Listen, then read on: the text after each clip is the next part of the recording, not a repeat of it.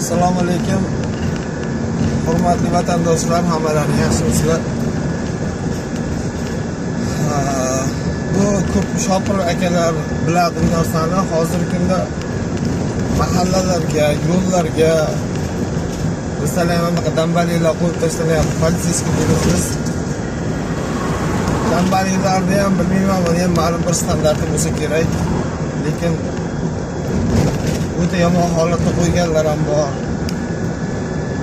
Biz Mirzaboy mashina haydaymiz, yuk bilan kelib 30, 40, 50 tezlikda kelamiz-da o'sha joylarga, maktab yo'llariga, tashkilotlar joylariga, peshixodlarga bunaqa og'ir yurmaymiz-da, nima deydi, tez yurmaymiz-da. Iltimos, mashina qilmaliklar qilmanglar. Shunday 50 tezlikda kelib Malayziyaga bilmay kechqurunlari yuramiz yo'lda. Chiqib ketib qolyapmiz, mashinamiz bir joyni qayirib yuboryapti, sindirib yuboryapti. Baraka topganlar. Mana shunaqa dambaliklar o'zi bu qarorda, qonunlarda bormi yo'qmi bilmadim. Hozir hech bir ishimiz ham tushmagan yoki bir qiziqmaganmiz ham, lekin menimcha shunaqa narsa yo'q bo'lsa kerak. Oddiy o'zlaring o'ylab ko'ringlar.